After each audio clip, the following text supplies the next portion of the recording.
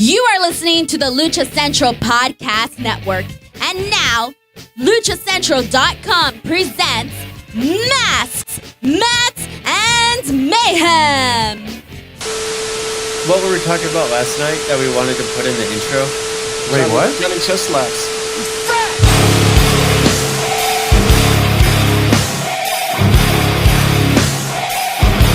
Welcome to another edition of Masks, Mats, and Mayhem. I am your host, the Outlaw LA Red. You can find me on the social media at JustinHarvey75. You can find the entire show on social media at MMMshow75. And I'm going to kick it off with that guy, Meefloaf. Meef, what's up? What are you watching? I'm watching Phantasma. What? Or should I say videos? Santos Escobar? Private customs? What are you watching? It's 205 live. 205 live.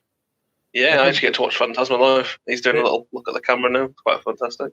So is that just where he's going to go now? Is he, now that he's the Cruiserweight champ, does he have to do that show like all the time?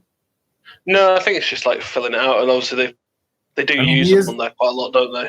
He is the Cruiserweight champion, so it makes sense to be on the Cruiserweight show. It does make sense. But they call it the NXT title now, isn't it? It's NXT Cruiserweight title. Yeah, which is why 205 Live is essentially an NXT show now. Right. Yeah. But it also it negates kind of the need for 205 Live. To me, let's just take the best guys from there and put them on NXT. It's almost like Saturday Night Super Show, whatever it was called.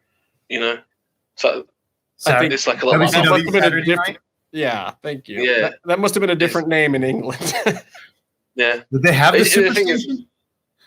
Nah. So, for those who don't know, Meefloaf is a big fan. I like to say fan because he is actually fanatic. I don't like to normally use that word, but there's a lot of HDF Phantasma stuff in Meefloaf's life. And so we unfortunately decided to record our podcast today while Phantasma was on. So if Meef doesn't talk, or if you see him drooling or saying stupid things like, he's doing some fantastic submission holds.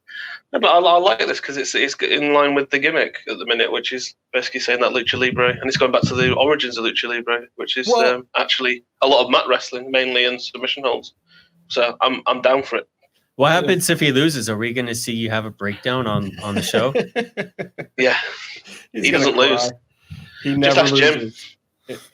That was mean. That was real mean. You guys with this Drake Maverick versus whatever Escobar Santo Rio. Hey, look, his name is now. we got to play to the gimmicks. He's got his gimmick, I've got mine, and then at the end of this, Jim's going to be laughing. You think so? Because Maverick will win at some point. So eventually, like nice underhanded compliment. That up there is the Jimmy V at the Jimmy V. What's going on, man? How come you're not at Disneyland? Because I refuse to be surrounded by people who don't feel like wearing masks, even though it's mandated. Ever. Like, what is going on, man? I can't even open up Instagram anymore because it's like, as much as I really want to live vicariously through millennials that are having fun at the beach, like they're having fun in droves of like 50 without masks and stuff. And it seems to be kind of the case for wrestlers too. Though I know a lot of the wrestlers are being tested and they're just around each other. But man, I haven't seen a mask on IG in weeks now, months maybe. I don't know. Yeah, but just around each other is wrestlers are around wrestlers. You'll see a picture that has 4 different shows worth of wrestlers on, all on the same boat, you know? That's not safe. Yeah. Well, you know what? The thing about not being at Disneyland, at least with the whole mask situation, is that it made me realize that I shouldn't be going to Disneyland anytime soon. So more than likely, I will not be at Disneyland or any of the Disney parks until sometime next year. And as seen on our virtual Pop Expo panel that we did back in April, confirmed, as long as it still happens WrestleMania weekend, I will be at Disneyland with a slew of people. Well, see, you're picking the right time to go back. That sounds right about like a month or so after a vaccine will probably have come out, and I think that you're going to be safe. Wishful thinking for you, Jim. Wishful thinking. You have a vaccine, don't you? I thought you had to drink bleach. Oh, stop it. You drink bleach and you put light bulbs up. Don't make fun of our president, Mr. Foreigner. You inject it. But here's the thing. Here's the thing. That's where I went wrong.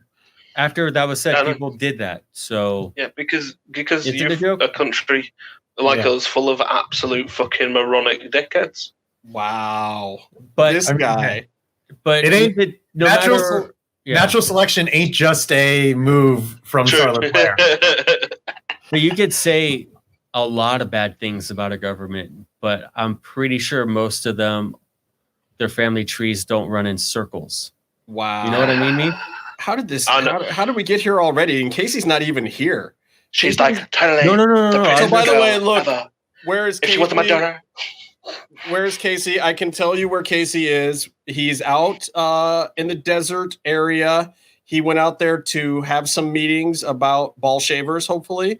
And hopefully next time we see Casey, there'll be some very, very good news. He's been so adamant about it. It's really hard for him to even do the show, as you probably listened to or seen on the show, without talking about it. I think that there's like some very prickly issues going on there for Casey. So it's of dire need and importance for him to get this whole thing resolved for us. That up there, who I never introduced, is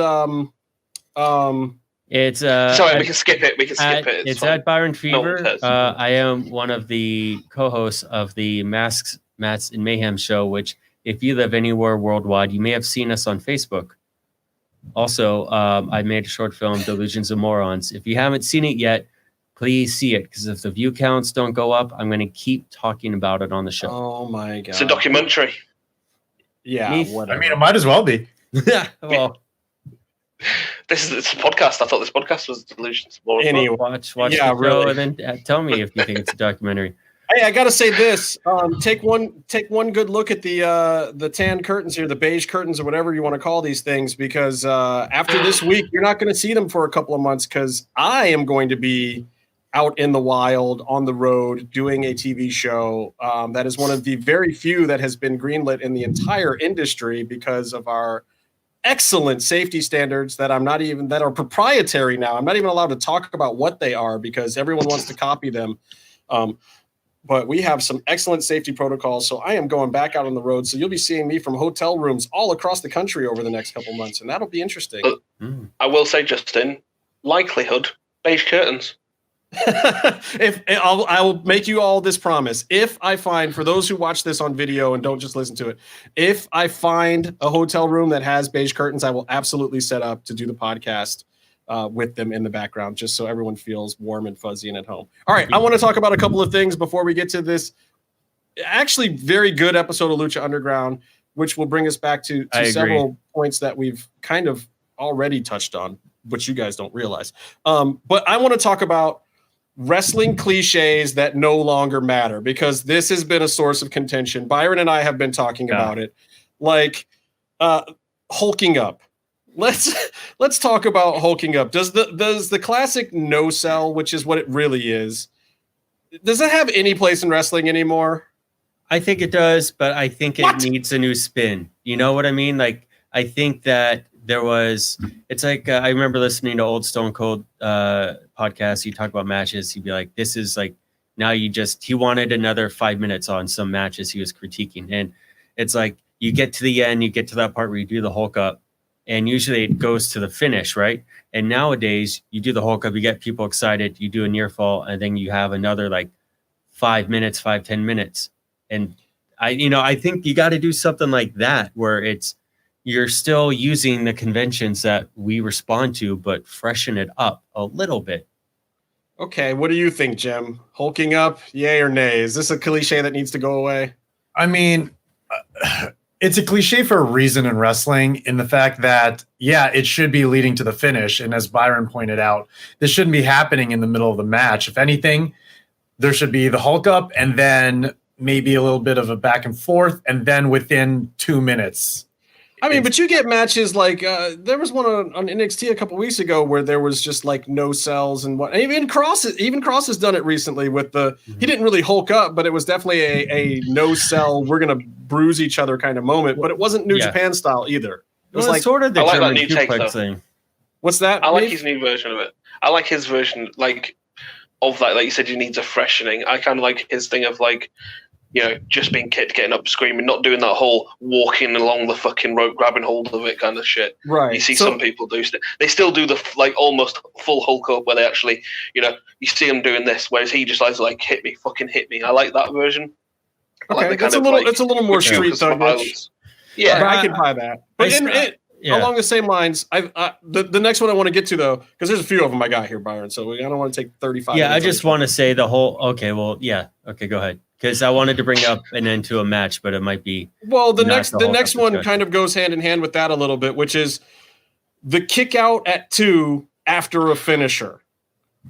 Are we done with this yet? Jim, close your ears.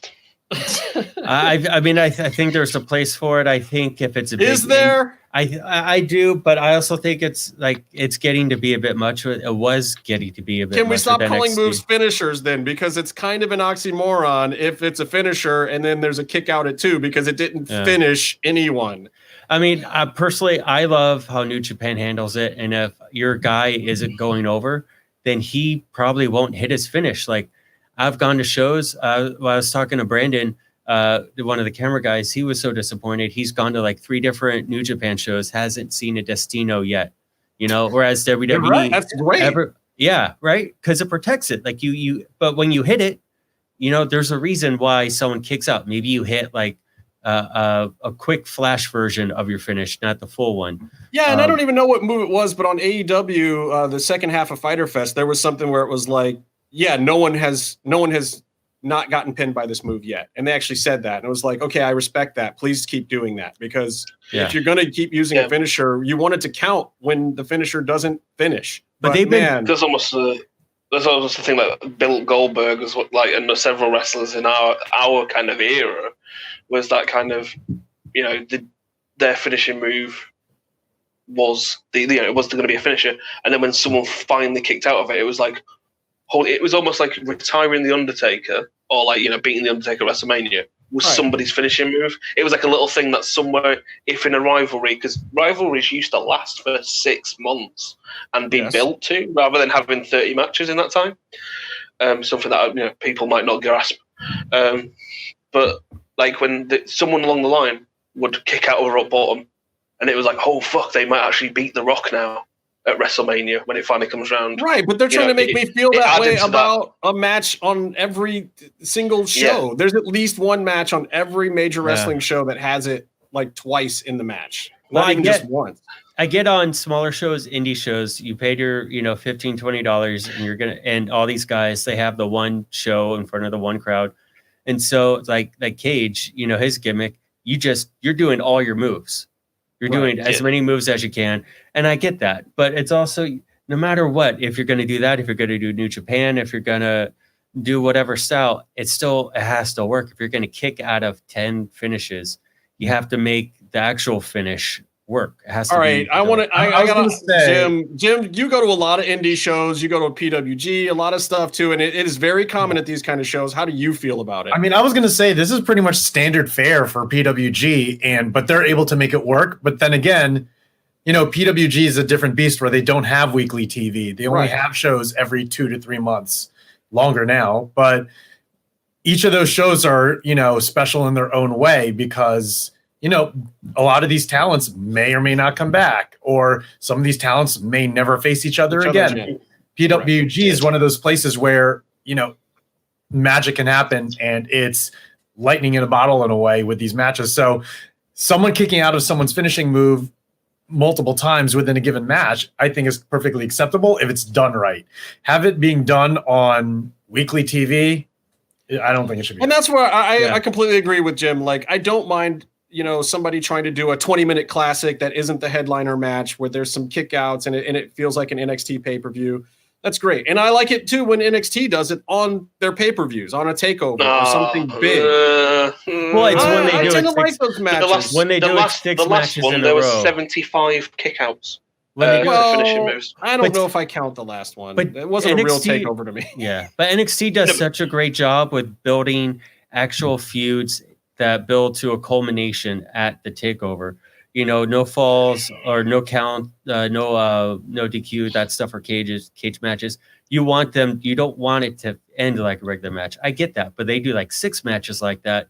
you just get tired by that. You get worn out by two. And I also feel this in a similar way with NXT to PWG is that you want to feel like a lot of the roster is on the same level all the time, that they do know each other, that there is some familiarity there, but there's a fine line. So like, I'm not totally over it, but we'll see. So here's another one for you. Well, hold on. While we're there, I just want to say something I like with New Japan and that AEW Dark does is is that a show? Is that a wrestling show? What is that? It's their Tuesday YouTube show. It's not that Tuesday on YouTube. Okay, I don't know if I'm familiar with that network. Well, I'm just messing around. Go ahead. You should check out YouTube. There's some weird stuff you might be into. Okay. They finish matches with secondary finishes or with signature moves. Okay. So if it's a jobber match, you know, it's like that's when, you know, and like Shida will win with a Falcon Arrow instead of the knee, you know? I get that. I like that. I like mixing it up. But if I'm a guy who doesn't watch that, then I'm just left with the other thing. And then, oh, bless you. Yeah, thank you. Meef looked like he was going to explode there. He was trying to hold that sneeze in for you audio listeners, but instead he like almost blew his eardrums out. It was kind of. Meanwhile, he has a mute button. Yeah, you were bragging I couldn't about reach it. I couldn't reach it. All right, here's another one for you. The hot tag. Yeah.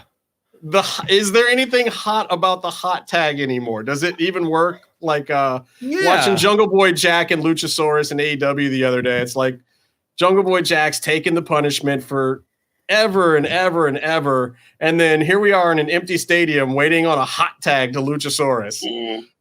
I mean, not in that environment. And I am a big fan of Luchasaurus right now. I really like what he's doing in general with the character. I like how he's taken it to another place. I'm totally a fan. So this is no diss at all. But man, like 16 wrestlers standing around a cage, clapping it up for a hot tag just seemed like the most contrived moment in wrestling to me in the last few weeks. I was just like, wow, that doesn't work. So is the hot tag a thing of the past? Isn't it though?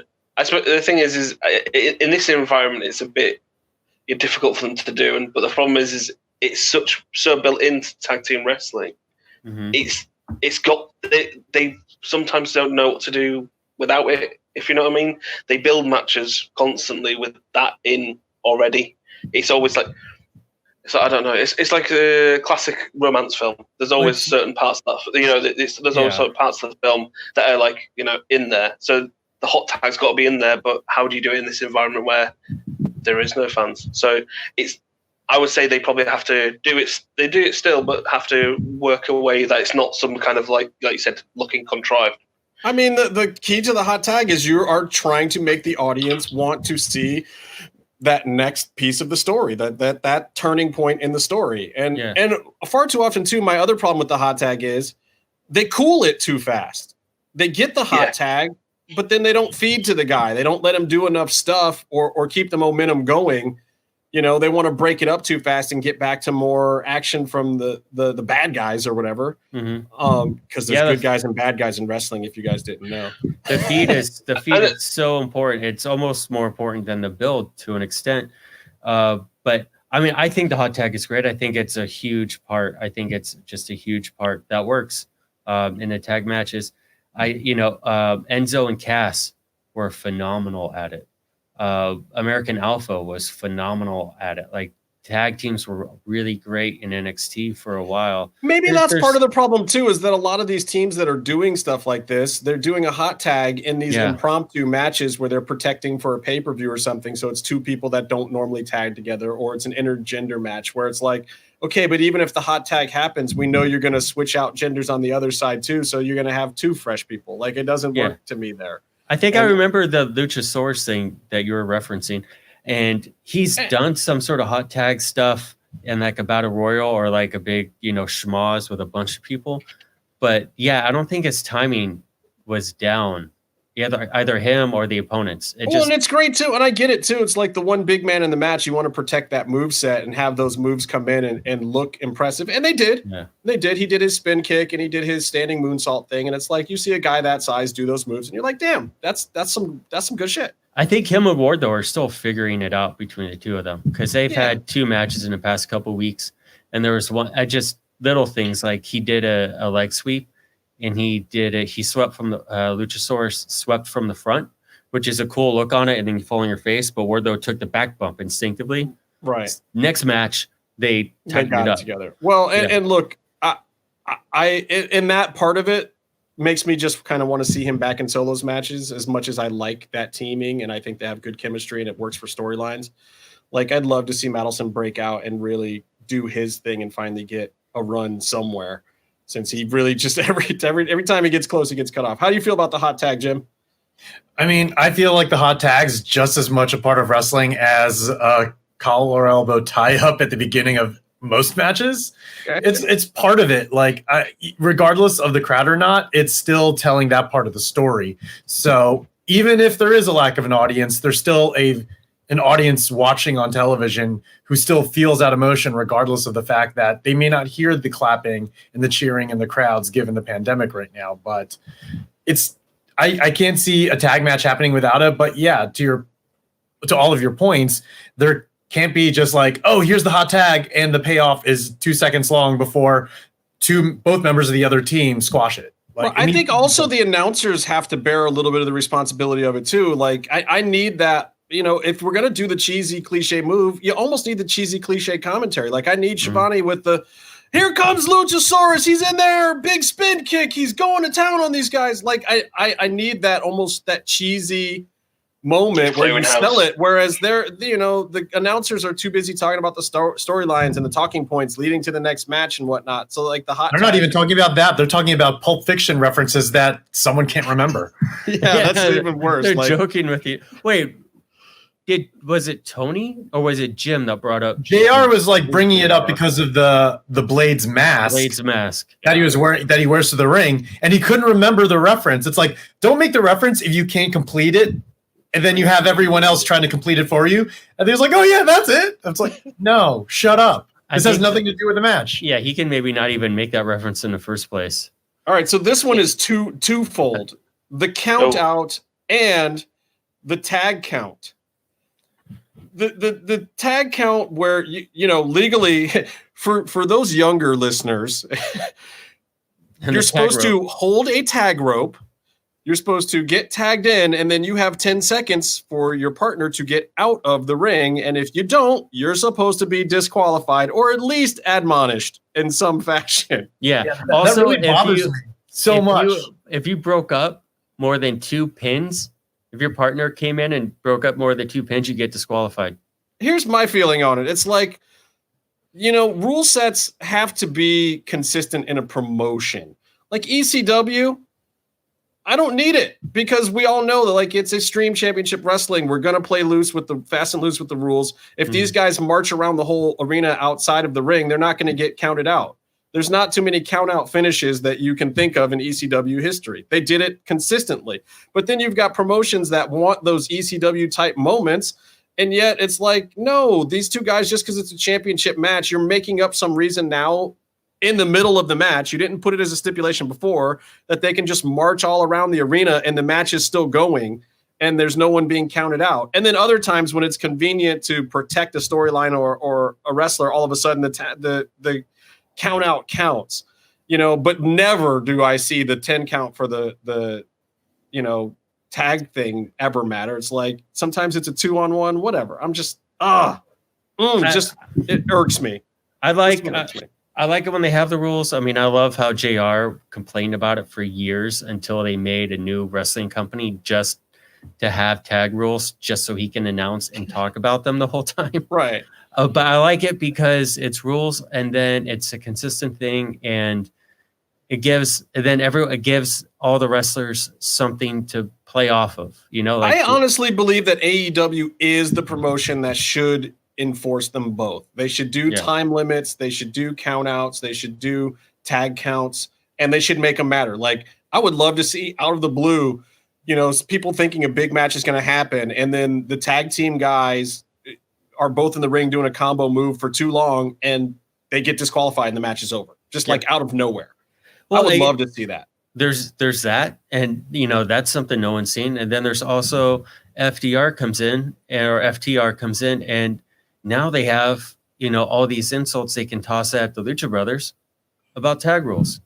That would be hilarious. because the Lucha Brothers have never once followed any tag rule of any kind. They're like, we'll wrestle you guys once you learn how to do it. The second they are standing on the apron, no one ever knows which Lucha Brother is the legal man. Neither one of them has ever been the legal man. They've never legally won a tag match in their entire careers. We have to get into this, though. What do we have to get into? There's something called Lucha rules. Yeah. But then now you can. But I like that though, and that's fine. If they're going to be the team to break the rules because they are luchadors, that would be hilarious. But that gives you so much storytelling you can do. Go ahead. What they should do is what, Meef? Go ahead.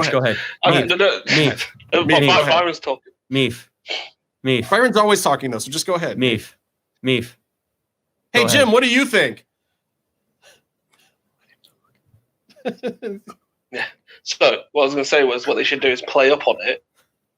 And basically, when the Lucha Brothers do something, be like, no, you can't do that. And the referee should stop them from doing the change. And then they should argue with the referee that, no, wait, is it Lucha rules? Etc., etc. But the thing for me is the count-out one is it's not consistent in actual matches. So you'll have people being counted out, and then the next time they're outside the ring, they won't be counted out. The referees don't apply it every time during even singular matches, let alone across an entire TV show. So that's where it becomes really annoying for that. But like with the tag one is, again, kind of for me, I always thought it was 5 seconds. Just because, the referees thought, like, you get them go, come on, get out, and does that. So I always thought it was a 5 second for that growing up. But if they apply it and actually, but what you can do if you disqualify them, then people are going to kick off you disqualified. But you get the storytelling, and then you get to get into the different backgrounds. Now you have let's say you have FTR, you have traditional tag wrestling. So they go and you have a match, and then Lucha Brothers gets disqualified because they break all the rules. So now they have a very strict traditional match. And part of the storytelling is, can they still be effective, having a different style or being a little bit handicapped? And then after that, then you could go to a Lucha Rules match, which could be, near the Tornado Rules, and which is my kind of match. And then, it's just, you have so much more to go instead of, let's just have them have 3 tag matches. Look, I like Lucha Rules. It's just not consistent. No, they don't declare it either. They don't say this match is Lucha Rules. Yeah, right. We have to distinguish. We have to distinguish it. If it's a stipulation, that's great. If it's not, let's call it out. I just think it's become a cliche, and it's too ignored. It's like, well, then why even have the rules? A tag match should just be Lucha Rules all the time. Or if you're going to pretend that there's rules, let's actually have them matter. Mm-hmm. It reminds me of that Red Hell in a Cell.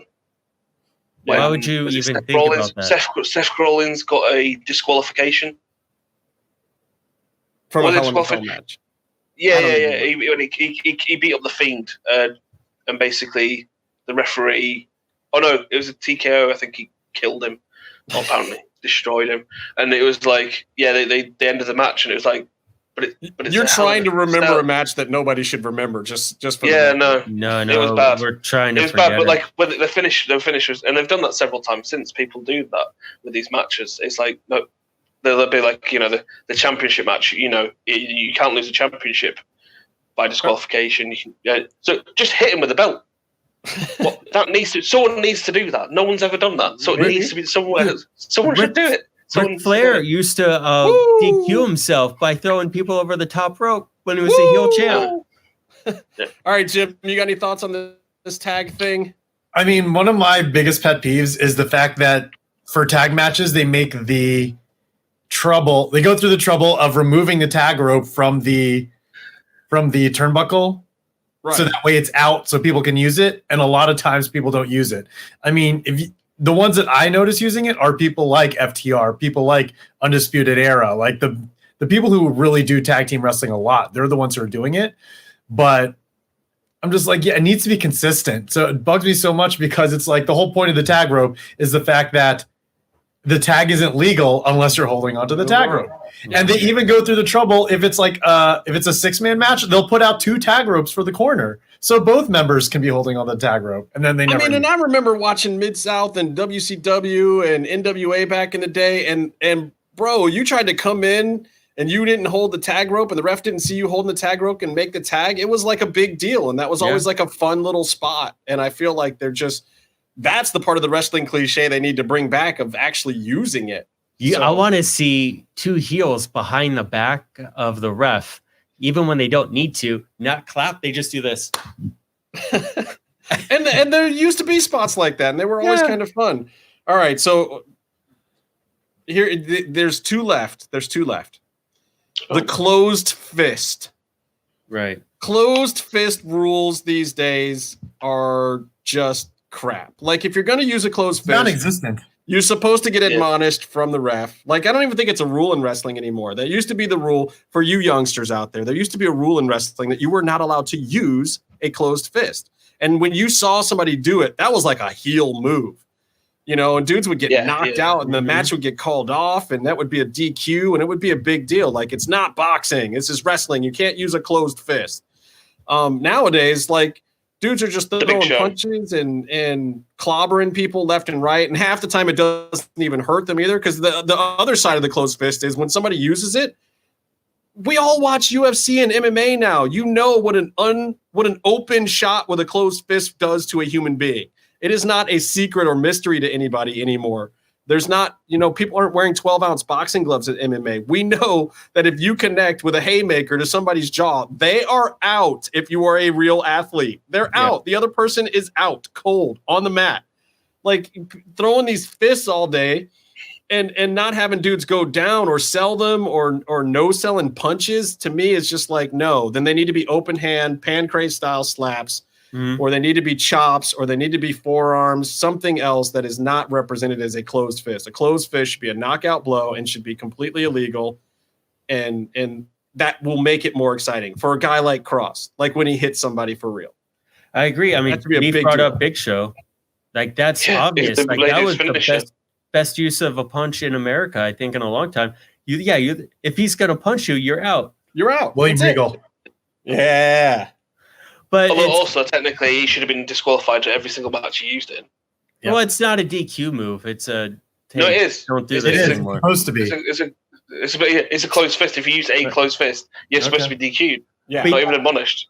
Especially if you win with it. Like, they can admonish you and restart the match, but it's like a low blow. It should be like a low blow in MMA, where it's like, okay, no, that was illegal. You get a second. Do you want to continue? Like, if they did something like that in wrestling, and especially that comment is geared towards AEW that says it wants to present wrestling more like a sport, then they should be the ones to have the onus of doing that. Like, if you guys really want me to believe in these records mattering and these rules mattering and time limits being a thing again now, which is cool. I like how they're dealing with time limits and countouts and stuff like that. But okay, great. Bring back the closed fist, bring back the tag ropes, bring back the tag timing. Like, they should be the company to do it. Ring of Honor was decent with it for a while. I'll give them credit. They were actually very good about that for a good stretch. Do you guys remember, it's been a while since we've had a lot of New Japan shows. A lot of my preference is New Japan match styles and rules.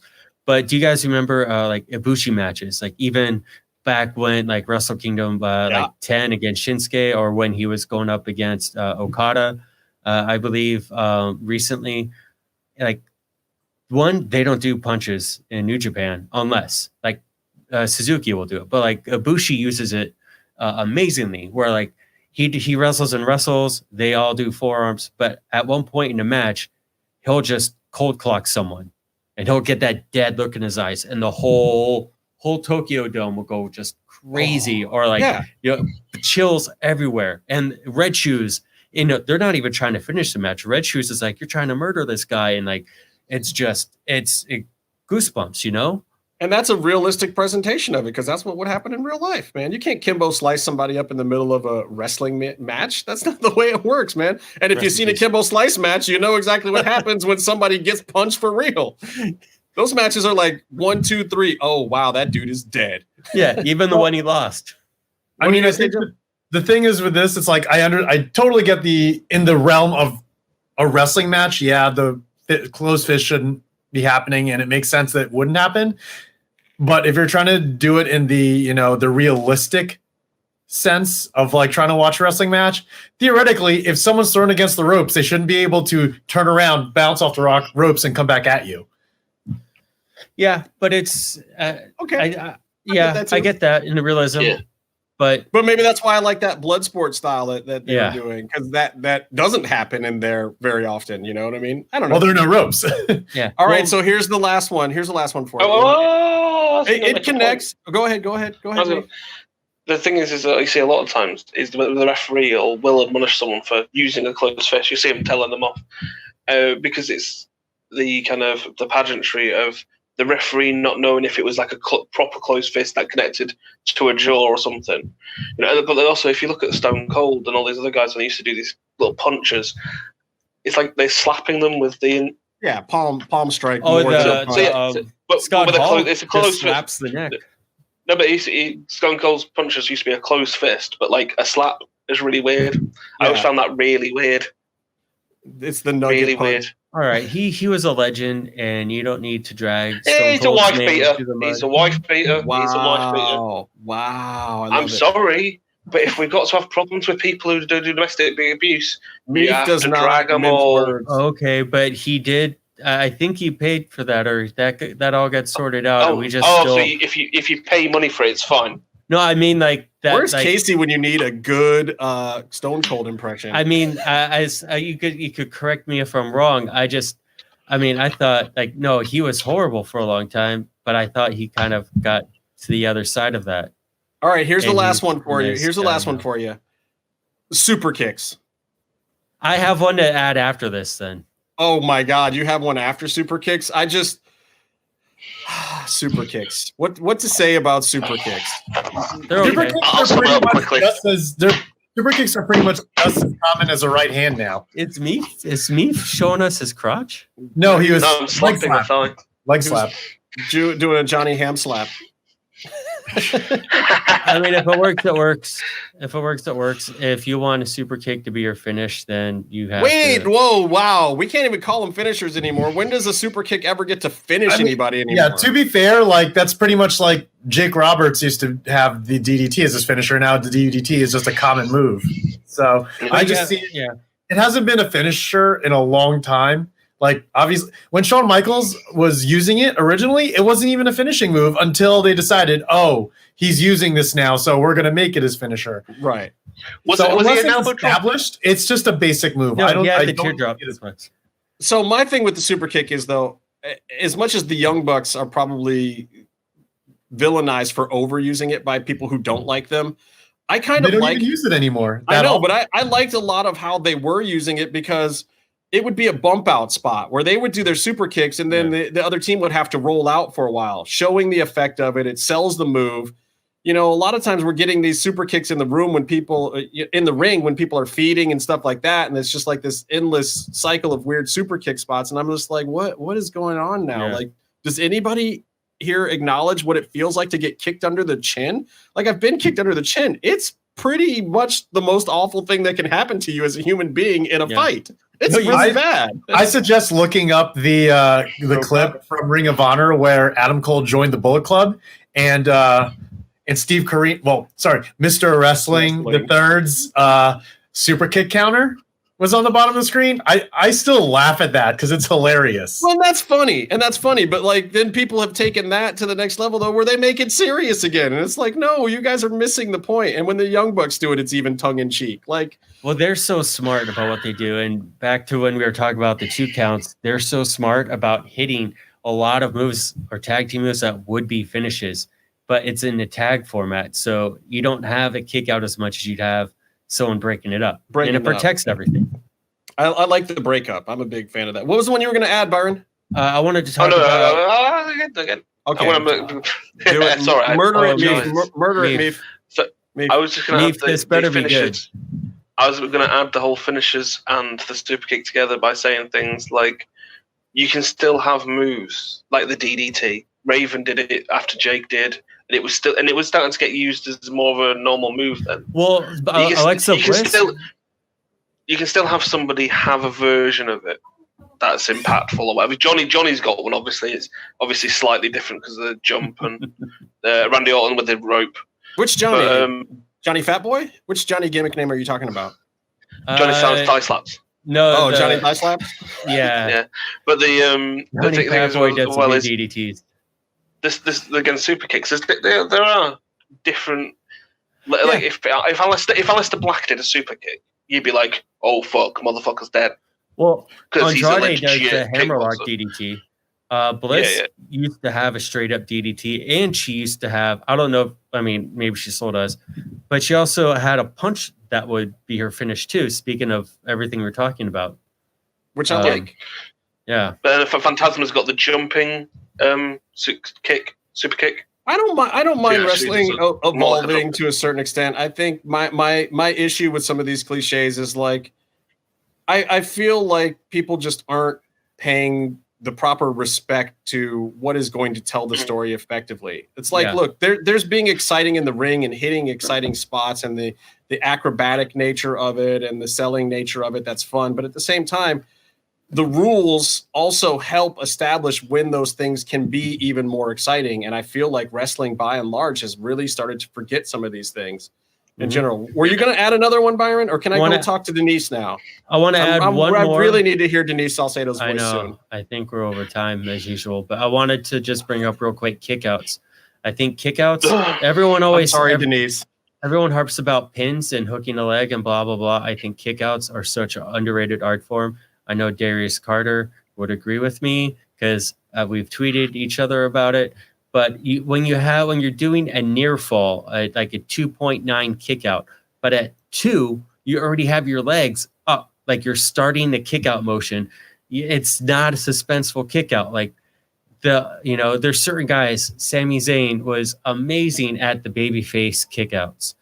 Chris Hero is another one, and he also did. He's the first one I saw using the one kick out, the kick out at 1 effectively, which those are great. But like, you have to be good at kickouts, and you have to do it right. Convulsion, Yes. Also, you have to be good. Like, it's not just, if you're trying to do a 2.5 kick out, don't start your legs kicking at like 1 3/4. Also, kick out before 3. A lot of happens so much, and in tag matches. Johnny Gargano this week. You have a pin, and someone just walks up and just puts the hand on the back, and then the ref stops counting. The guy's shoulders are still down. But that Johnny is my favorite Johnny gimmick name right now. He tries hard. So also I like his super kick to an opponent on their knees. That should be a finish too. Yeah, I love that. That's what I mean. That's what I mean. That's something that's a hybrid of the super kick. Still super kick. I love Adam Cole. It looks way better than you can sell it. Wizard. Jim, anything to add? Since these guys have really just kind of gone someplace. I don't even know where they are anymore. I just say we throw it to Denise. Denise, Lucha Central, please tell us what else is happening on the Lucha Central Podcast Network this week. Hey everyone, it's Denise Salcedo here in Lucha Central with a reminder of where and when to catch your favorite shows each week or when to try a new one. Tuesdays, it's the Lucha Underground centered show, Mats, and Mayhem. Check out the premiere video stream every Tuesday at 2 p.m. Pacific, 5 p.m. Eastern on the Lucha Central YouTube channel and at luchacentral.com. Then listen to it on your favorite podcast platform every Wednesday. Also on Tuesdays, it's Tuesday Wrestle Boss with Fabi Chulo, live covering pro wrestling and MMA from 7 to 8:30 p.m. Pacific. Head to WrestleBossLive.com to listen live and even call in or download it Wednesday across podcast platforms. Wednesday nights, live on Facebook, it's Spanish show La Mesa de los Márgaros, giving you both the news and the chisme from around the lucha world. Find the video version on Facebook Wednesday through Friday, and then Saturdays, download the audio version in podcast form. Thursdays, it's Straight Out of the Bodega with Papo Esco and PWR promoter Gabriel Ramirez. Guests from throughout the wrestling world make this a must-listen series, and And this week, El Rudo de las Chicas, Sam Adonis, joins the show to talk about his non-traditional route to the main event of Arena Mexico, first making a name for himself in the UK and then Mexico and more. On Friday, it's your double dose of Lucha Central Weekly podcast, one in English y el otro en español. Lucha Central Weekly is where you'll find all the top stories of the week, both inside and out of the ring from Mexico and anywhere luchadores are in action across the globe. Find out what's happening in empty arenas across Mexico, including Chaos, Lucha Time, and the latest from Mas Lucha, as well as lucha action in WWE, NXT, and AEW. Also, if you missed any of last week's shows, including Vampiro on Lucha Libre Figures and Facts, Boss Fight Studios' Eric Araña on Business of the Business, or Thunder Rosa on Mass Mats and Mayhem, LuchaCentral.com has links to it all for you. Be sure to subscribe and follow all your favorite Lucha Central Network series on your favorite podcast platforms. And please be sure to give a rating and review to help more fans find the shows that you love. For now, this is Denise Salcedo signing off from Lucha Central Central. Have a great week. That's all the exciting stuff that's happening here on the Lucha Central Podcast Network from Denise Salcedo over there in Lucha Central Central. I just like saying Lucha Central Central. Central. Does she have a great voice? Central, I like that. Downtown Central. Now, Kleinrock said somebody else might start doing some of those. I'm going to be really bummed if that really? happens. I don't know. Like, Is it going to be one of us? If the first It's break me. If the first break is not Denise, I say we quit. I say we riot. He should It's just talk me to going, about buy doing some that. shit, listen to some shit. It's all fine. Go on. All right, we got to get to an episode of Lucha Underground. This is season 1, episode 10. And I'm going to say right off the bat that this, I feel like, is where Lucha Underground actually felt like an episode of Lucha Underground. It felt straight up like it started with the right kind of vignette. It had the kind of action in the ring. It just had the pacing. This felt like they came back from Aztec Warfare and they were like, oh, guess what? We know what the fuck this show is now. Yeah. Oh my God, that might be the first F-bomb in this show, by the way, without Yeah, Casey let's be here. careful. That's amazing. We're selling commercials. Oh shit. That's I've amazing. been on for like 40 minutes and not sworn.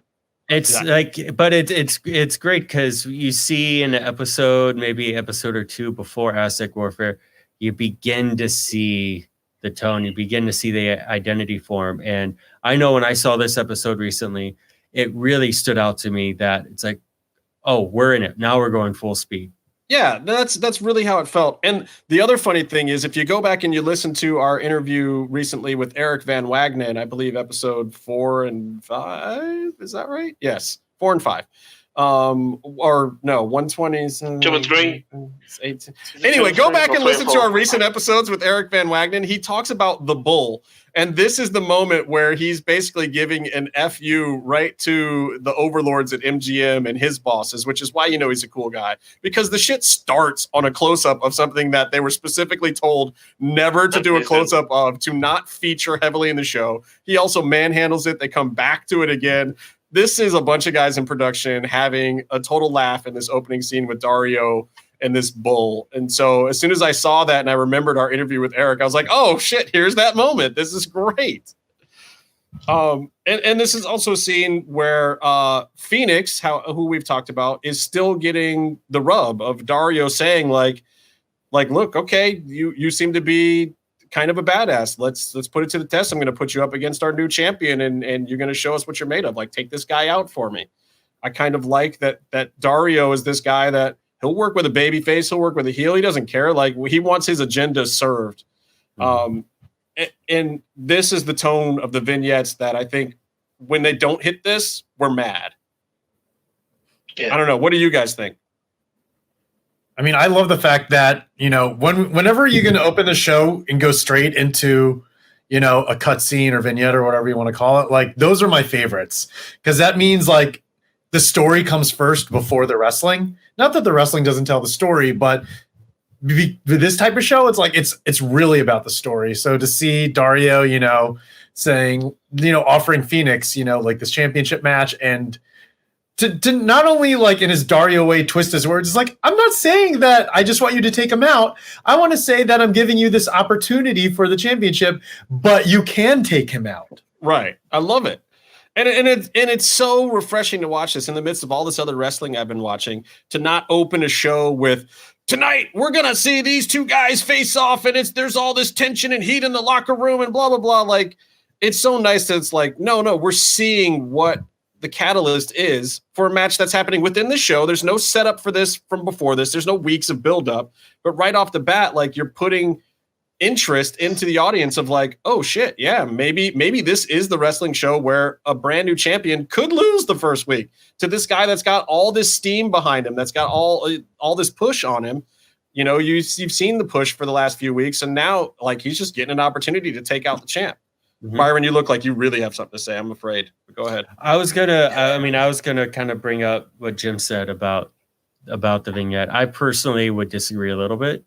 That I like the hot starts with the matches, but when I watched this one, it did feel kind of cool after having a show that was pure action beforehand. Watching this one recently, I like the change of pace. I do also like that Dario threw in to destroy Conan, because it not that Conan needed to be elevated, but it kind of puts Conan on this level where he's the one guy that's a little bit of a match right now in Lucha Underground for Dario. And I think it's something that when they lost Conan later, was hard to duplicate. It was hard to have a character like that was around, that could talk and go toe to toe with Dorian. Like, people were doing it in the ring and with their skills and this, that, and the other thing, or every now and then somebody would kind of step up to him, but it wasn't the same. You know, I like that dynamic here. All right. So let's get into this match of the debuts, the debut match of all these people, the huge 4-way debut, which I thought was also interesting, even though they did it with Penta. Who was it? It was Penta, Phoenix, and Drago together. Yeah. No, this is really cool. That was different too, because that was all like, hey, these three guys just got up here from Mexico together, and let's see what they can do. This is more like, hey, we're bringing in Argenis, we're bringing in Aerostar, we're bringing in Angelico, and we're bringing in Angelico? Angelico, yeah. His name Angelico. I counted 5 different pronunciations of his name before this show, or on this show. I was just like, what? Is it Angelico? Is it Angelico? Is it Angelico? Is it Angel? What the fuck? Angel Delight. It's weird seeing him on AEW for so long, not blowing out a knee or elbow. Isn't it refreshing? Isn't it nice? I mean, look, Angelico, let's start with Angelico, because I feel like he is a great idea for Lucha Underground. Like, it didn't always pan out because of his injuries, which sucks, and their taping schedule. Because as soon as he was good to go, Lucha Underground was done taping a bunch of times. Like, it just kept happening to him. But like, seeing his size and his frame and some of the stuff that he was able to do in this match, like the dive over the ring post where he still almost cleared all of the dudes way into the seats, like this, and I had seen Angelico a couple of times before this, but seeing it here was just like, in this venue, especially with no fencing around the outside, a guy that's that tall doing those spots, to me, it looked great. I loved it. I mean, it almost looked like that. It almost looked like Vampiro was standing in order to help catch him. Yeah. I mean, and this is a great spot. If you haven't rewatched this episode, go back and rewatch it, because there's some phenomenal stuff here. And are we also going to mention KG in the first row? Yeah, I was going to bring doing his t-shirt. I said this before. Remember? I said this a few episodes back about that prick and his t-shirt. Wow. Meef is hot today, y'all. I love it. By the way, shout out to YYHH and the Angelico fans. Oh, what's up? Lovely people.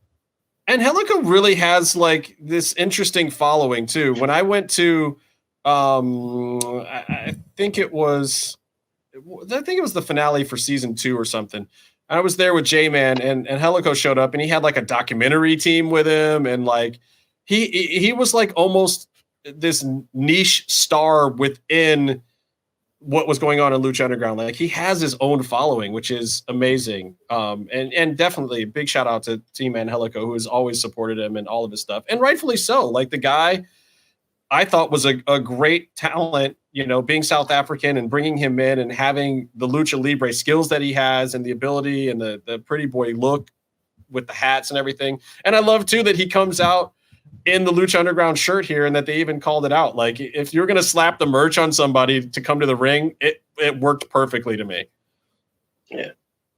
Yeah, and that was just foreshadowing. It was foreshadowing to future seasons where he would actually get the logo printed on his gear or painted on his gear. Painted on, which was amazing. I thought it was a lot of fun. But he wasn't the only debuting star here. Hey, yo. Are you here to see the MMMshow? Or are you here to see Professor Casey? Survey says another one for the good guys. Buy the shirt on teespring.com/Bazooka Casey. Wear the shirt backwards. Aerostar looked like $1 million in this match. Yeah, like, he's so good. Could you have asked for anything more out of Aerostar? Minus the fact that there was no fire can, which is a little disappointing. Yeah. I'm sure whatever lawyer EV-Dub was torturing in the back that day just didn't allow it, hence more bull in the edit. I loved it. There'd be like little bits of fire on the mat afterwards. He's just walking away, ignoring it. But you didn't get that this time. But you did get some pretty crazy rope bouncing stuff and Escalero stuff. And just like the things that Aerostar was doing blew my mind in this match. I don't know. What do you the trust fall? He definitely. The trust falls over the. Yeah. I think he's the first person I've ever seen actually use the trust fall in that way. And he went up, like not just do a kind of semi bounce and fall back. He actually really went up. Went right up. Yeah. Oh, there was actual trust involved in that trust fall, because I mean, if those guys aren't there, it is lights out bad day for Aerostar. He's one of those luchadors that, for me with Lucha Underground, like took it to a whole new level. You know, like Phoenix with his rope walking, that was the thing that, I'd never seen. I've seen a little bit of AAA and a lot of the WCW product, but you see these guys and you see them doing something that sort of is familiar, but like 150% at 150%. It's like hopscotch like on crack. It's like Cirque du Soleil hopscotch on crack on the ring ropes. It's crazy time. To me, it reminds me of the Jackie Chan films where they, using the environment. Yeah, that's how I always thought it. It's to me like people will say, "Oh, it's high flying, it's all this FTR, whatever they're called." No flips, just fists. I bet you like fists off each other. Wow! Meef. But the thing is like Aerostar, it's a different type of ring psychology. He's using the entire environment around him, using all the things he can, and pulling off these. Sometimes it wasn't even like coffin drops or like your trust falls. It was just like little kind of things for kicks. For me, it just shows different type of ring awareness and mentality. What y'all know about Argenis? Oh, what are you gonna say, Byron? I enjoy how he likes to fall from the highest point in the building in the room that he could find. Yeah. That's always kind of cool.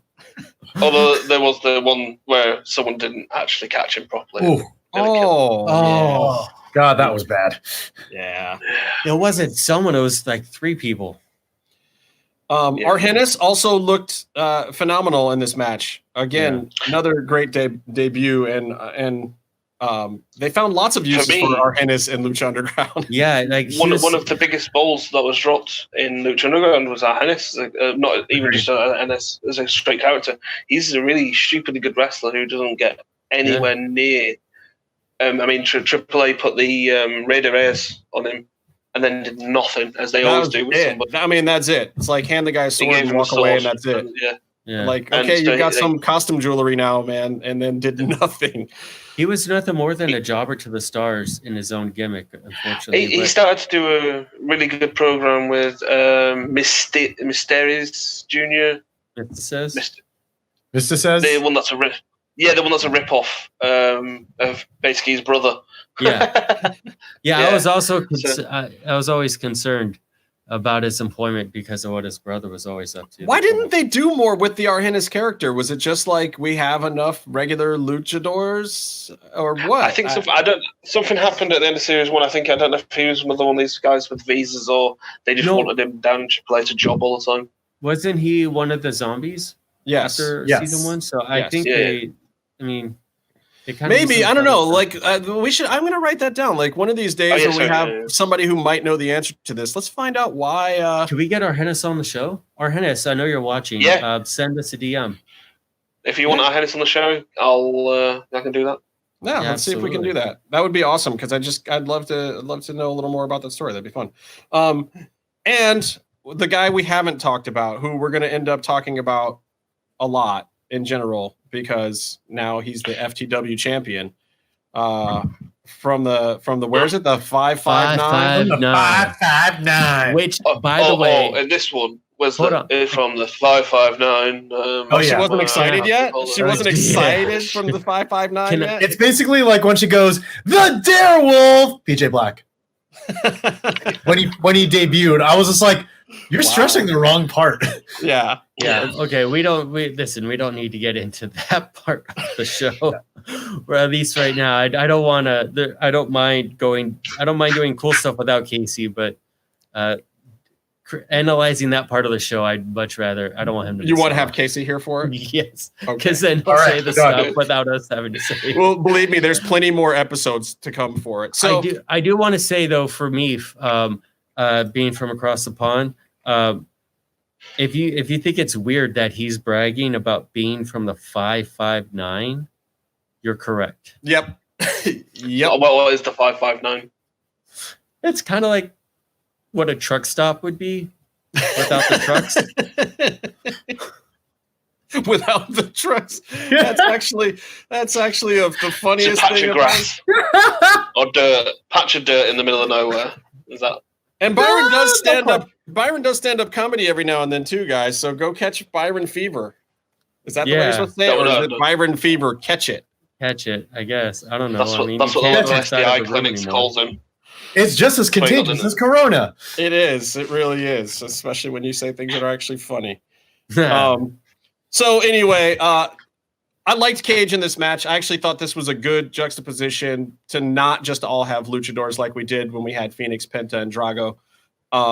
You had the height with the height and length with Angelico, and then you have Cage in there just looking like a machine. And here's the thing too, for people who are kind of new to Cage, because I know that as much as he's been around, a lot of people still don't really know who Cage is, even from his time in Impact. Like, he's showing up in AEW now, and I see a lot of people are like, "Oh, wow, who is this guy? What's going on here? And why is he getting the rub?" And like, he's been around for a long time. He just hasn't necessarily been in the right spot. And he is not that huge. Like, he's very, very muscular, but he's not all that tall. But in Lucha Underground, I mean, he looks like a fucking killer because of the physique and the speed that he has with it. What is he, about 6'1", maybe? He's 5'8". 5'8". See, he's actually we shorter were than me. ringside when he was wrestling Mac, and he was not taller than us. Right. He literally is. I got a picture of him, me and him next to each other. I'm like 5'7". And I think you can see it a couple times in this match too. Like, Angelico is much larger, height wise, especially. But Cage is yoked. He's got the physique, and he's super duper fast. I like that they brought him in to really just kind of do power spots and big man spots right here to kind of put that over. I think that was very smart. Because as you see later as the series goes, he can run ropes too. He can do dives. He can do a lot of stuff. I mean, he's very athletic and fast because he actually does have a smaller frame that allows for a lot of that stuff. But I thought it was a good use. His amazing. And of course, he does go over here with some power moves. He does the Weapon X, right? Which he doesn't do anymore. Which it was a pretty cool move. And we'll get back to Cage. There's more to talk about with Cage. We're getting to there. So anyway, he goes over in this match. I think it made sense, and I think it was still a glorious debut for all of them. The next match, Blue Demon is back in Lucha Underground. He got his visa checked off for the day, so he showed up to do some chair stuff with Chavo. I really liked how Yeah, when he finally came in the ring, Chavo purposely moved the one chair further away from him because he didn't want to like upset him. But then when they cut back to it later, the chair's back. Continuity. Yeah, I know. I mean, but also let's be honest here. Like Chavo is this whole segment, right? The Chavo heel heat is what you're getting out of this. It works. It's nothing special, but it totally works. I when he calls him a fraud. Yeah. Best moment. And true. That happened. Yes. But not much else to say about that. Then we have Cuerno versus Drago. And me and Meef have to get into it because this was the start of me not liking Cuerno.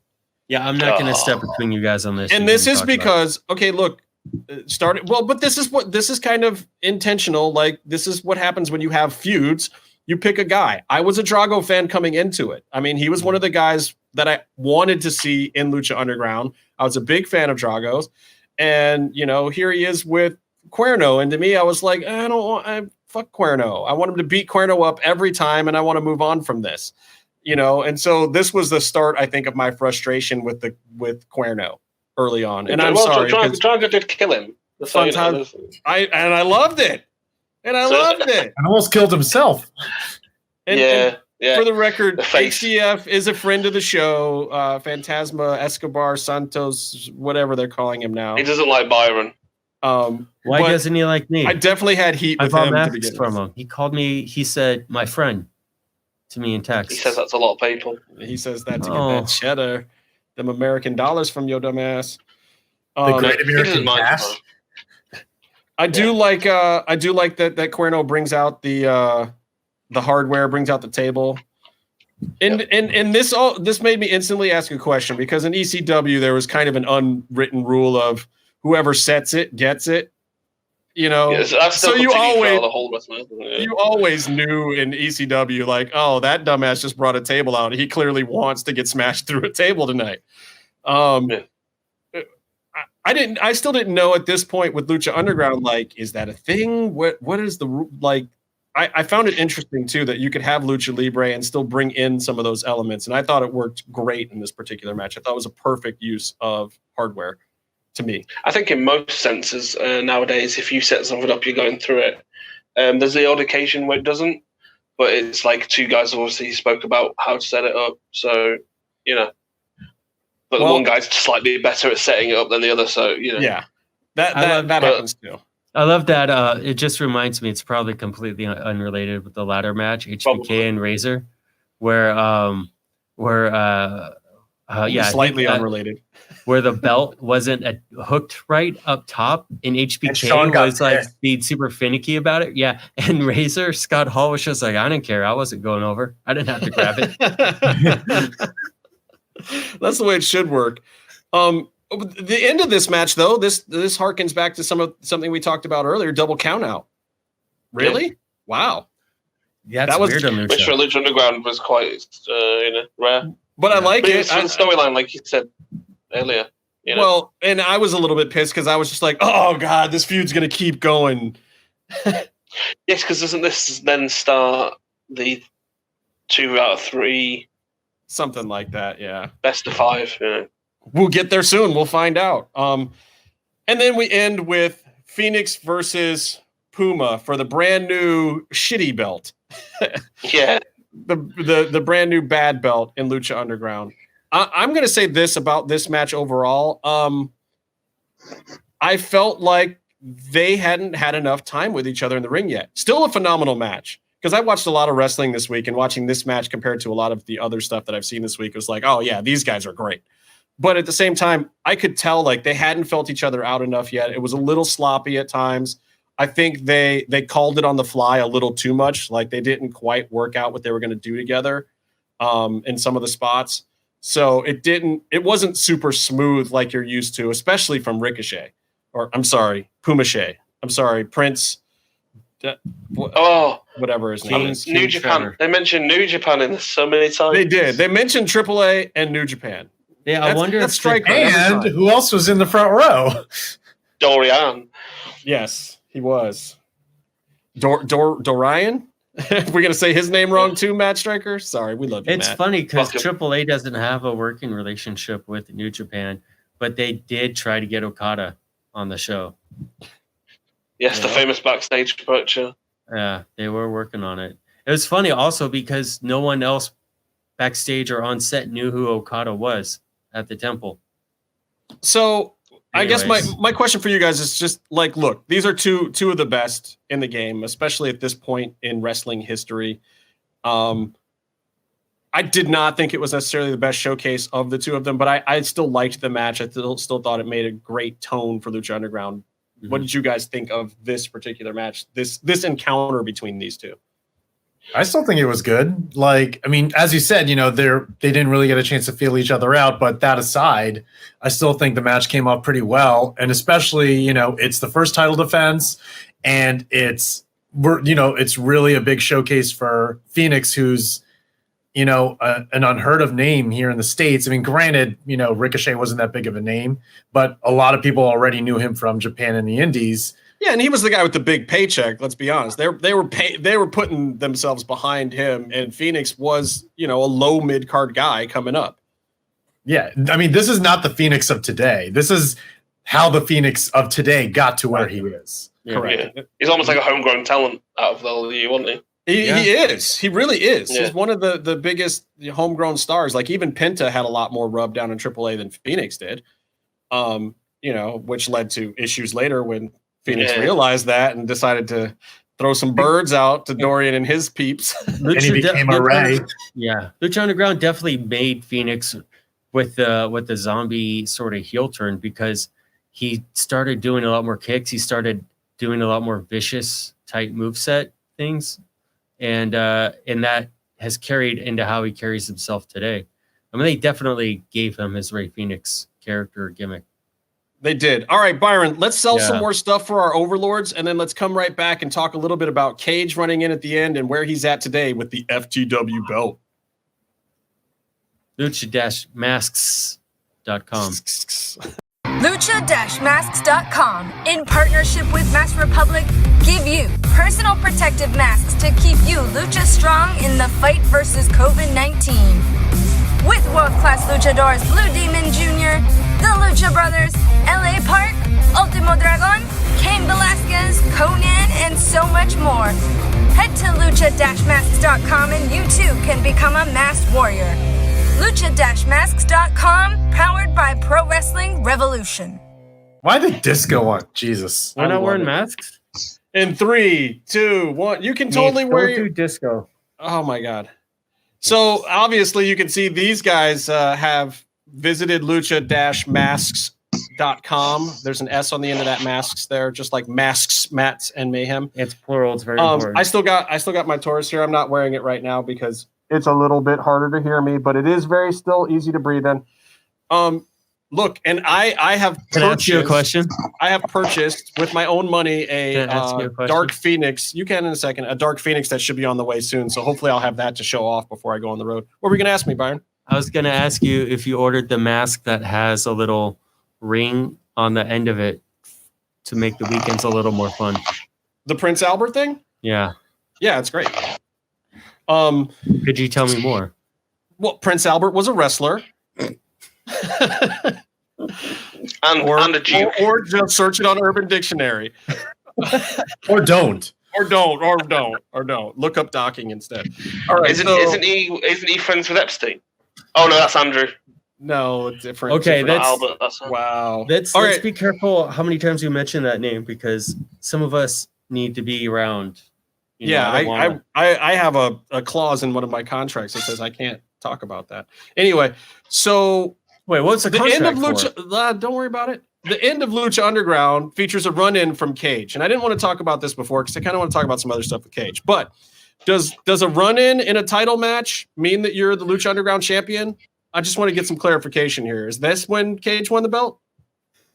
He touched it, so maybe. No. Here's the thing. He had the new belt. He won the. I saw he won the new belt. The new belt was he. There's a photo of Cage with the new belt somewhere. All right, so we're still getting there. We'll get to it when we get to it. Yeah, we'll get to it. Slowly but surely. But I do want to talk about the belt that Cage got this week without doing anything. the FTW belt. When Taz brought out the FTW belt on AEW and cut a great promo on running a clean shop, loved it. I mean, no diss to WWE, but when little things go wrong and the other promotion points it out, I've always loved that. It's part of what made the Monday Night Wars great. If we're going to have a Wednesday Night War, honest to God, I like both shows, and I hope to God they go at each other's jugulars like that all the time with little digs, because if you're a smart mark of any kind, that shit's just entertaining.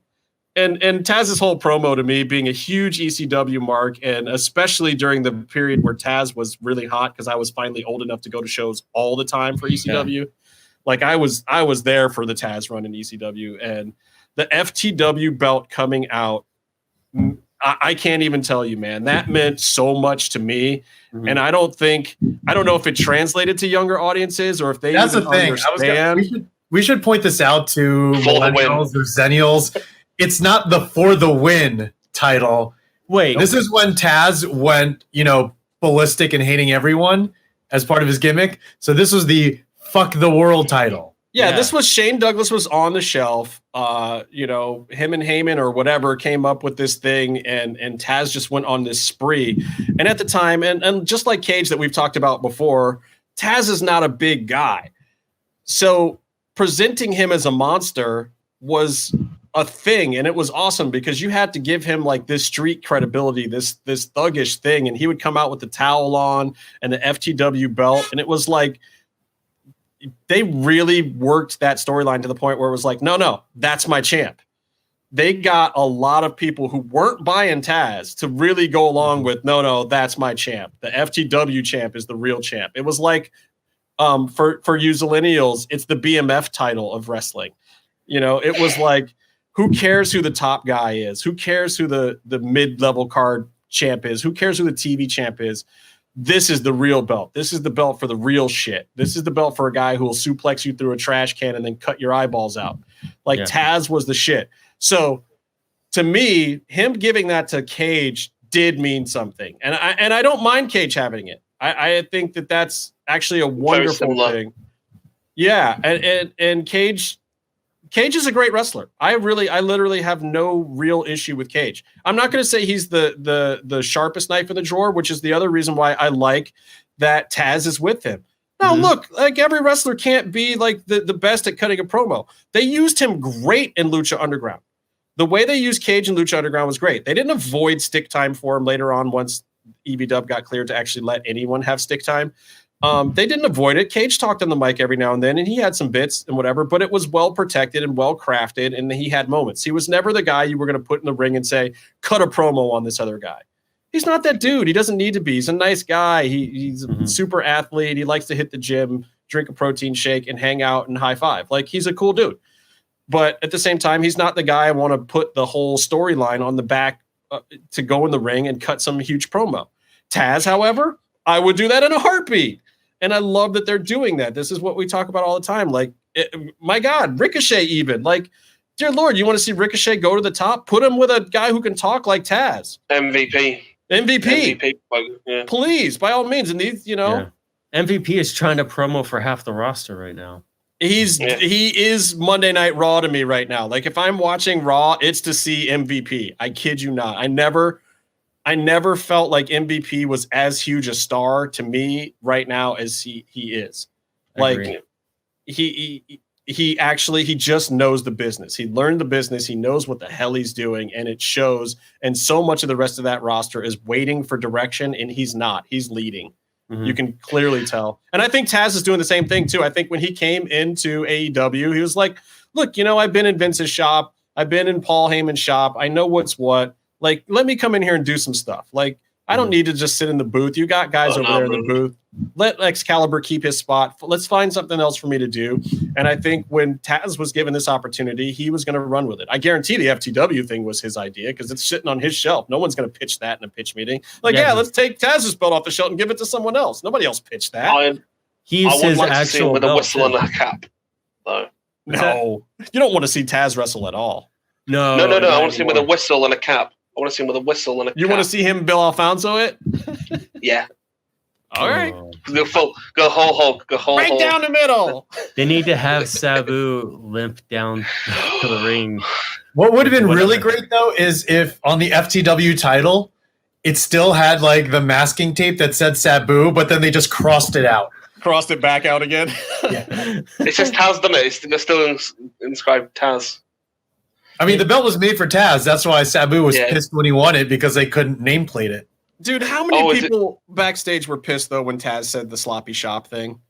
Because I mean, he was real tight at WWE for a while. He was right with it because you have their COVID stuff, and then you have the fact that one of their green guys who barely does anything at all, the recruits, blew the ending of the match.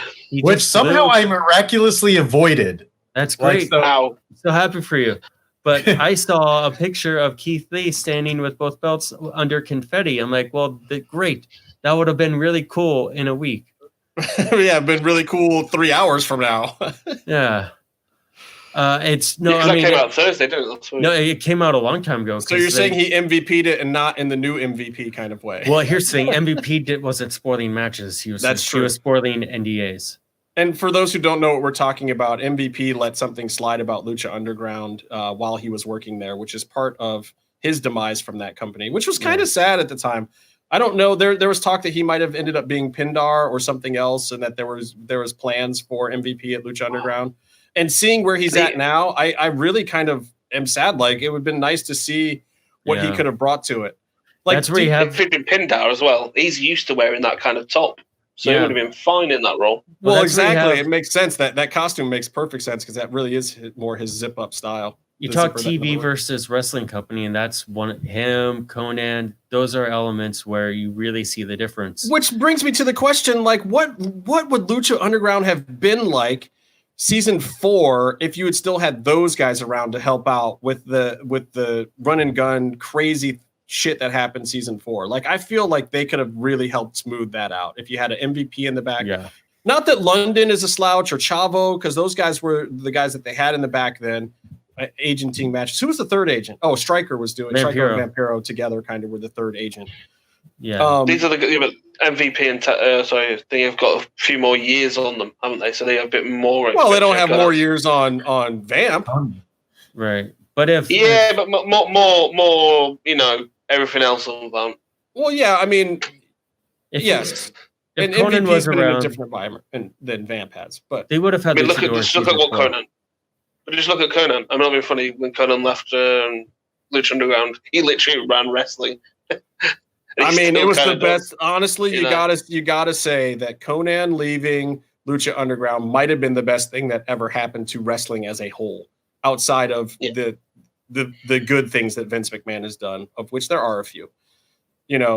Like the amount of impact that Conan has had outside of Lucha Underground and how hard he decided to go to work after it. I don't know if that shit just fell in his lap or if he was really hustling or what, but who knows? Anyway, I really do like it. The FTW thing, it's great. I'm actually interested in seeing where that goes. And it's the same storyline too. It's the same storyline. Yeah. It really is, and we'll see what happens with the whole Mox thing now. What I really love about it, though, is to me being familiar with Cage. I mean, you brought up the point how most casual fans wouldn't be familiar with them at this point, and I agree. But because Impact would be the biggest TV he was on, and he didn't really do much, and then he got the belt and was injured and left. All right. Well, look, we got to take another quick break, and then I want to call back and talk Wall of Shame. You'll have a chance after the break, Byron. All right. Want to talk Wall of Shame, and I want to talk something new, the Wall of Fame. We'll be right back. We'll talk about it. If you're listening to this and you haven't visited luchacentral.com, it's time to do it. LuchaCentral.com is the online home for Lucha Libre, where you can get all of the top news in English and in Spanish. Find the best curated video content and original content not seen anywhere else. Find when Lucha Libre events would be happening in your area. Find photo galleries from top photographers covering Lucha Libre around the world. from weekly polls to annual awards. Seen and read by top executives in all of the major Lucha Libre promotions across the globe. And on top of that, it's free. LuchaCentral.com, your centralized place for all things Lucha Libre. Byron, I'm sorry I cut you off before the commercial. You had something to say that was important to get to before the Wall of Fame and the Wall of Shame? Because I'm going to do something new with the Wall of Fame. I was looking at the Lucha Central website, and I was very happy with it. That's it? That's all you're going to say? You weren't going to say anything about Brian Cage? What I was going to say with Cage is he comes in, he's been introduced to companies like Lucha Underground as this huge monster, and when he came in, I thought he was going to eat Puma alive. And then Puma won, and then Cage never really, this is going to go against some of our show kayfabe, but he never got back in the main event in the title picture after that. He kind of got sort of... After he won the belt. Right. And then he got his own sort of, the gimmick with the glove and stuff, and he was cool, but he... Gauntlet. Love, no love. With the gauntlet, But it's just like, here's this guy Cage. When is he going to get his run on top? When is he going to get his run on top? He comes in as like a feeder to the champ. That's the type of guy he seems to come across as. And in Impact, he was kind of that guy until the very end. And then he did a dumb move and got hurt until the end of his contract. Well, getting hurt's not necessarily a dumb move. It's just, whatever. But in AEW, he's coming in to do the same thing, to be real honest with everyone. He's coming in as a feeder to the champ, so the champ has a good program. And then what's he going to do, So I love the FTW belt. No, I'd keep him there, but let him lose to Mox. Let him keep the FTW belt and do what he does. Do you really think you keep it on Mox at this point? I don't know that the Mox experiment is working. To be fair, that's because there hasn't been an audience to experiment on. Right. So let's take it off of him for right now. Like this is the time when AEW should do something that you wouldn't expect. Put it on Cage. Put it on Orange Cassidy. Do something crazy that's going to make people stand up and watch and say that AEW is something different, and get it off the WWF guys. You just have to me at this point. It's the biggest criticism of the show. I think it's holding a lot of fans back. People want an alternative, and it sucks because these guys who have come out of WWF want an alternative for themselves too, and they don't want to be associated with WWF, and they want to be seen in this new light. But suck it. Sorry, Mox, you got a huge run in WWF. People are going to look at you that way for a while. Suck it, Jericho. Yeah. You were the first unified champ. Suck it, Jake Hagar. You were a fucking WWE superstar and the last Underground champion. Which Jericho. Why do we have to mention that? Jericho was the best. I wasn't down with it at the very beginning, but he was the absolute perfect choice to be champion. I don't disagree with it, but what I'm saying is that time has ended, and they do need to do something else. A guy like Cage, a homegrown talent, not even Omega or one of the and Omega has had his WWE time too, which people tend to forget. But he is a New Japan star. But they have to break the mold. I think the Cowboy is going to be the first big one, but you have to do it in front of a crowd, and they're still building. Jesus Christ! I don't know, but I don't know. There are some people there I wouldn't even fucking employ myself. Yeah, like the whole. What I think would be great. What I think would be great would be Cage to win it off of Mox in maybe a controversial fashion, but to win it and then throw it down and say, "I'm keeping the FTW title. You guys can have this belt." To just fuck it off and do something crazy and then have an open tournament for the champion and just kind of reset things. I have heard rumors that they were wanting to make some changes to the AEW championship belt. And Cage is a great guy to come in and break a belt. That's for sure. They do that gimmick again. As if they didn't already, put out, they're not even fully released yet. The action figure line with the belts and the toy belt that they just created for it, it's like I don't think they're going to change that belt anytime soon. I don't know. You buy them for an extra $5, Jim. It would be cool if you throw it down. All right, so let's get to some shout outs and let's do a Wall of Fame and a Wall of Shame. Do we want to talk about the 8-man? We'll do it after. After? We can Let's talk shout out about people. it. I don't care. Let's get to shout outs though. Let's see who's talking about us and saying good things. Is there 'cause anybody? We forgot last week. Is there anybody? Well, first of all, Bad Hombre always gets the What big up? shout out because he reposts the show. People listen because of him. He's the homie. Gotse. Did I say it right, Meef? Gotse. Gotse. Always big shout out to him. Big shout out to Zeus and our homies over there at what's the name of their show, Meef? Mark Out Mania. Mark Out Mania. Ma'am. Ma'am? Yeah. Do they call it ma'am? No, We ma'am. call our show Mom. Mom. They see Got it it. works better when you say it. Got to give a shout out to the original Lucha Click as well. Okay, show off the shirt that you're wearing here. These are the guys I want to shout out. The godfathers of Lucha Underground podcasting, the God last rest their real souls. heels. Rest in peace. They are still the homies. I got to talk a little MMA with J-Man on the Twits last week. It made me happy. Made me miss the old times. They're still the originals. They're still badass. Still love those guys. Don't care if they hate us. They might. did a We might couple- have heat. I don't know. They did a couple No, they hate podcasts Byron. recently. I talk to them all the time. Byron's been on their Doesn't show. mean they don't like you, Byron. That's also true. We talk to you. We talk to you all the time. I mean, I think if there's any fallout between us and the last real heels, it's because Byron is our money mark and doesn't just feed them money. I bought a Oh shirt. yeah, we stole him. That's Yeah. worth heat. That's worth heat. All right, I'm Byron, thinking we should buy Urban shirt. you got these shout outs for me? Yeah, we got one new review All right. I'll take it. on the iTunes app. Who is It it? is- What did they say and how awesome are they? Is it a 5-star? It is a 5-star by someone who calls himself Sweet Daddy Diddy. Okay. That's a choice. The review headline: These guys know what's up. The review says, "Awesome show, love the banter. Wrestling is probably the greatest form of entertainment ever, and these guys do it justice." All right, then. 5 stars. All right. I'll take that. When he Thank you says very these much. guys, I mean he means these guys except Byron, right? I think he's Yeah. referring Is to there like a parentheses except Byron? everyone that you Byron's see. the banter part. See, that's why we have Byron, is so we can abuse him. Everyone and it you looks see like right now. it's fun. Wait, It's Banta. Isn't Banta the thing that Brits Banta. used to pick up on Bants. chicks? Bants. Or is It's all that about- Pants, is the Yeah. Trousers. trousers? trousers. Bant. You know what? Bants. You know what's really funny? When- Bant. You got some bant. He's got a great bant. what's it? Meef. What's another word for pants? Trousers. Trousers. Pantaloons. No.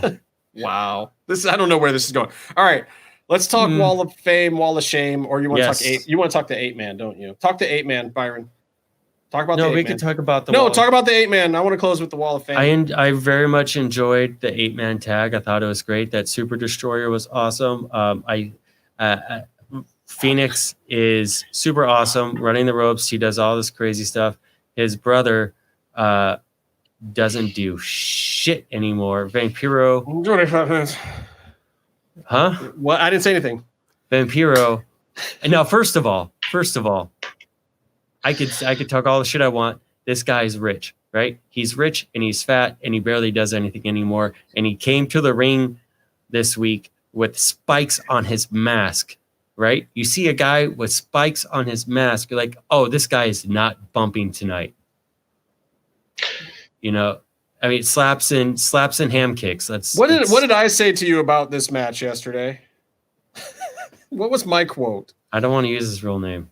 Well, okay. I just, it wasn't even just that. Like, this match to me, we're talking about the 8-man tag thing on Fyter Fest at AEW, was just a hot clusterfuck of hell no, I don't want to watch this to me. The Super Mexican Destroyer was phenomenal. I will say that. I loved that spot. I like Phoenix. The rest of this match, I threw up in my mouth a little bit. It just was not what I wanted to see. It was just such a cluster of cliches and all the things we talked about earlier, of the things that I just don't care for. And I like all of these performers. I do. I really do. I just thought this was the least compelling way to move the story forward, the least compelling way to show me the action that they wanted me to see. I just didn't buy it. It was crazy. What did I say? What was that new gimmick name you came up with? I don't know. What was it? You can read it. I'm not looking at that. It wasn't. Something hot pants. No, it was. Were you talking about Johnny Mundo? Where you called him Johnny Fat Boy or something? Johnny Fathead, Johnny Fat Boy, Johnny Fathead, Johnny Gimmick, Johnny Ham Slaps. Yeah, but he's in WWE now. Oh, you're right. No, and he had a great thing last week with the barefoot guy with the bro and the teeth. Yeah, let's not talk about Matt Riddle. That guy. I didn't say it. You said it. I didn't say it. I said the guy with the bare feet and the teeth and the bro. When are you going to apologize for something? Or should I say not apologize and just basically say that someone's a liar for something that happened, which means allegedly, etc. Moving shows in the same promotion fixes everything. Stop it. You don't wear an SPLX hat. That's all I'm saying. What if he doesn't have any other hats? Anyway, I did not like the 8-man tag match, Byron, to answer the question. What did you think of Jericho and Jim? Did you watch AEW? Did you like the 8-man tag match, Jim? I mean, I liked it, but just because I liked it doesn't mean I didn't recognize the cluster that it was. Okay. But see, that's fine. If you're entertained, that's good. I mean, it did its job, but basically every complaint that anyone has ever had about AEW tag team wrestling as far as the rules, that all applied to this match tenfold. Yes, that's part of my point. It was I just had this kind of itchy level of aggravation through the whole thing. I wanted to enjoy it. I swear to God I did, because I like all of those performers. I just was like, please stop doing that. Make this a regular match somehow. Make it end. Anyway, Wall of Fame, Wall of Shame. Here we go. Let's get back to this Wall of Shame. I have a major question here. I'm looking back to the actual Wall of Shame, so I get all these people right.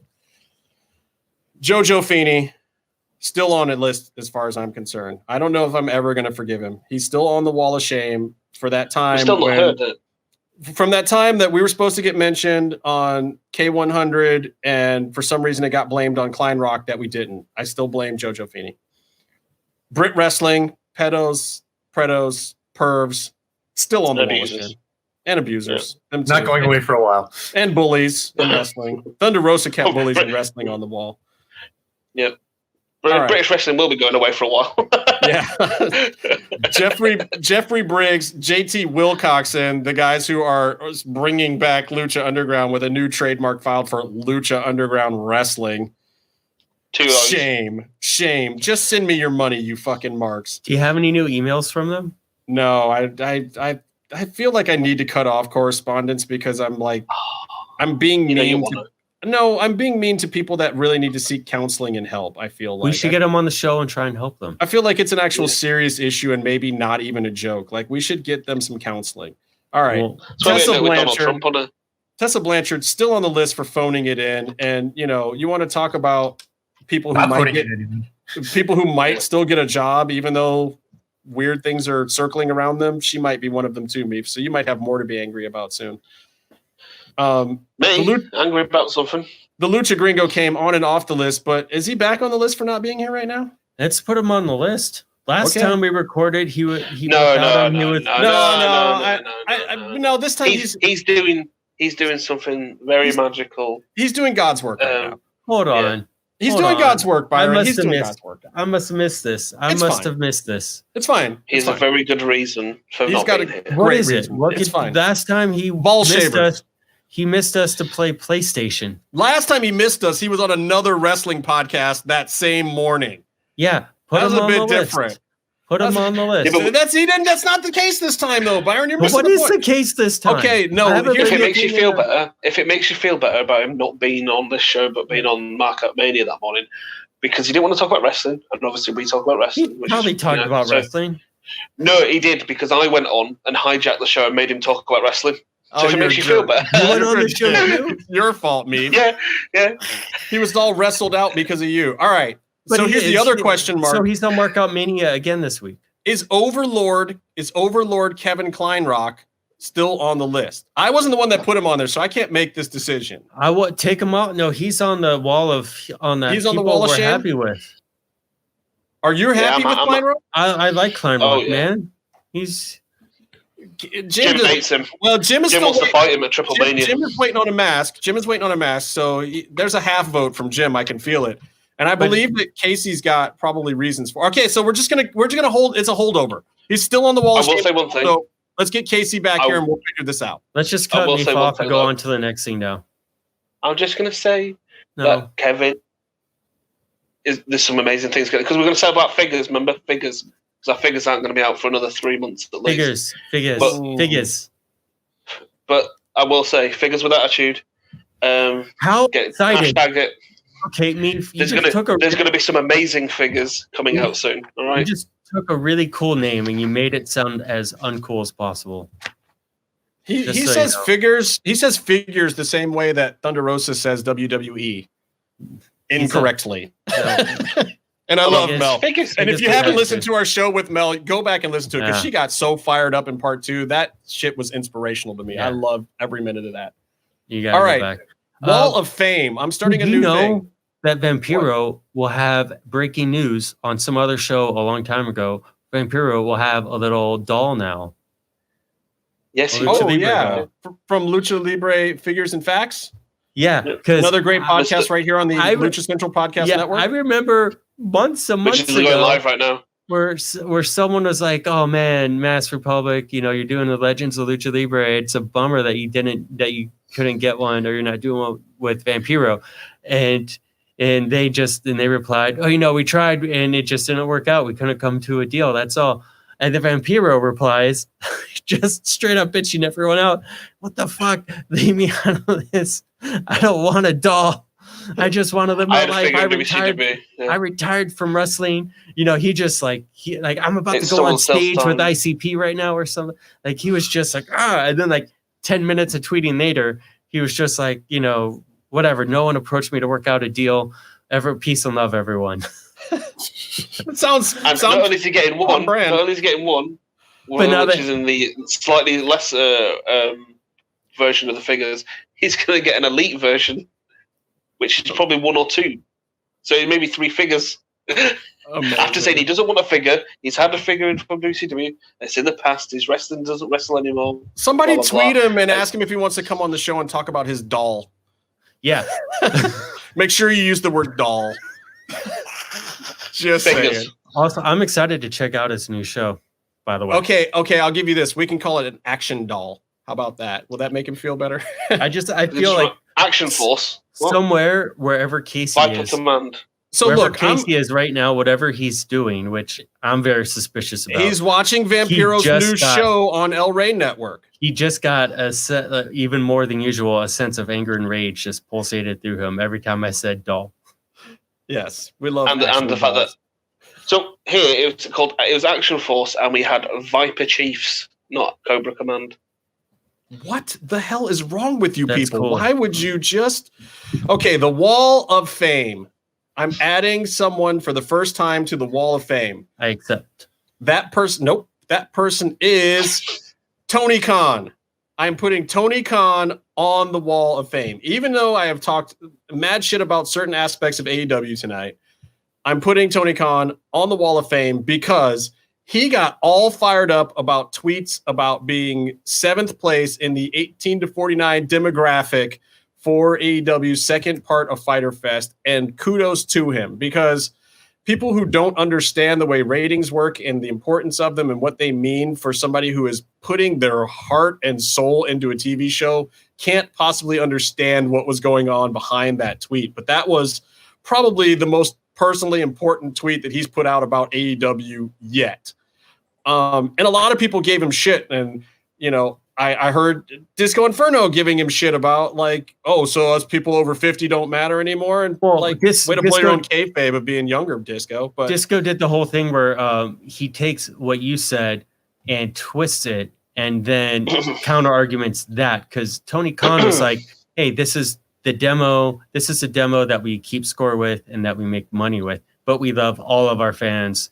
Trust me. Thank you for watching the show. And Disco is like, oh, you think 50-year-olds should be left on the street to die? I'm against that. You're a horrible person. Right. And look, he's just doing it to get a rise. But I gotta say, Tony Khan, I love the way this guy does business. He's on the Wall of Fame. And this is a big moment for him because he took a huge risk. And I don't think people understand that. He stuck his neck out with TNT. He put his money on the line. He put his money where his mouth is to back up these guys that came at him with a good idea, who were friends. He had money. He's a fan of wrestling. It was like, okay, you guys in the elite and Cody, like, hey, let's go with this thing. Like, we can run a couple shows, and I think this has got legs. And, you know, I know how to do this. We can do this.